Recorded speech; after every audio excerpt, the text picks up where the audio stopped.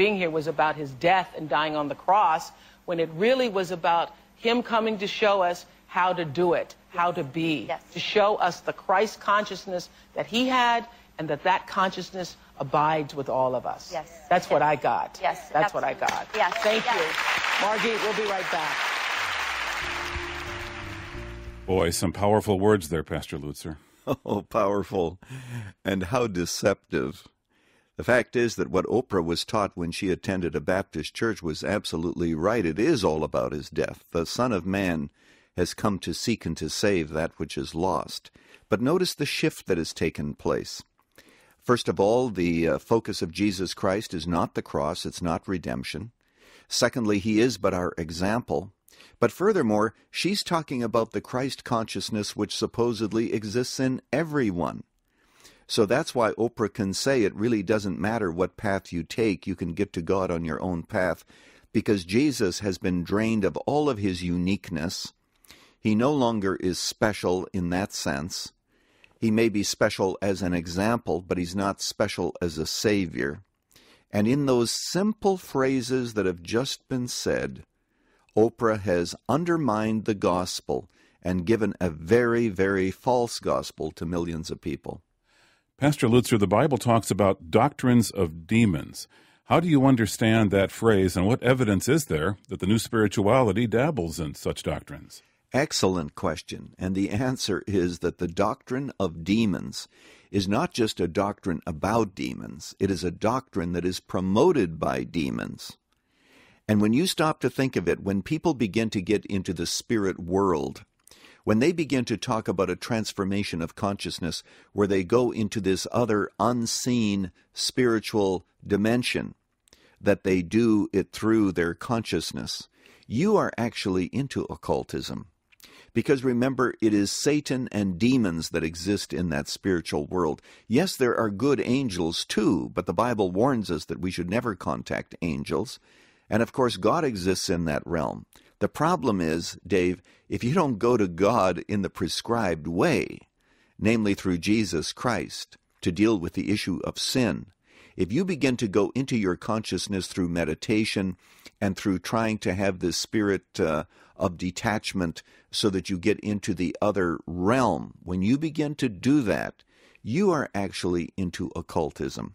That's why there are a lot of people in the new spirituality who, first of all, have been blinded actually by Satan, and secondly, when they want to get out of it, suddenly they discover that they are in for a spiritual struggle and hassle because they have been deceived, and that is what I think the doctrine of demons is all about. Dr. Lutzer, many people these days are afraid. They're afraid about the future. They're afraid of losing their jobs. They're afraid of what changes the new government might bring. They're afraid the economy might collapse. Could it be that the new spirituality offers some solace to those living in fear of what tomorrow may bring? Oh, yes. If you're told that you can change your thoughts and you can move from fear to serenity and peace, if you get into this other dimension, and if you understand the nature of new spirituality's conversion experience, why, of course, that's very attractive. And I've talked to people who have tried it, and they say that sometimes it works and sometimes it doesn't. Oprah's program has many testimonies of transformed lives. The problem with many of these testimonies is, number one, they don't last, and number two, even if they do, eternity is coming. And unless you deal with the issue of sin and your relationship with God, you've been deceived, even if positive thinking and thinking different thoughts has helped you some along the way. Pastor Lutzer, it seems the apostasy or falling away that we now see was predicted in the New Testament. Are we supposed to accept the inevitable as Christians, or should we in any sense be proactive to try to stem the tide that's overwhelming the culture? Dave, the reason I wrote the book, Oprah, Miracles in the New Earth, is to help people, to give them a sense of discernment, so that no matter who the next guest might be on Oprah's program, they would be qualified to be able to analyze and look for those telltale signs of the new spirituality, which is really occultism. But there was another reason why I wrote it, and that is so that we might be able to witness intelligently. So that ask people, I have some questions in the book that I suggest people ask. Ask someone, where are you on your spiritual journey? Just let them talk, and you listen. And as you listen, God will give you opportunities to share with them the truth.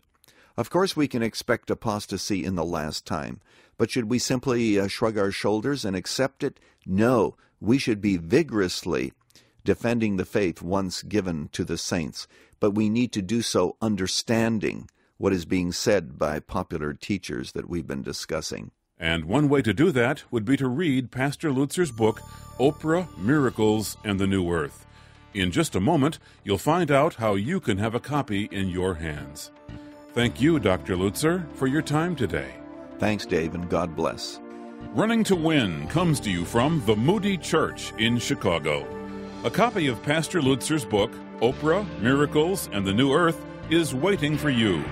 This Moody Publishers book brings the new spirituality into sharp focus and will be sent to you as our thank you when you give a gift of any amount to support Running to Win. Just call us at 1-800-215-5001. That's 1-800-215-5001. Online, go to offerrtw.com. That's offerrtw, all one word, .com. Or write to Running to Win at Box 11174, Chicago, Illinois, 60611. That's Running to Win, Box 11174, Chicago, Illinois, 60611. This is Dave McAllister. Ever wonder why the righteous suffer and the wicked prosper?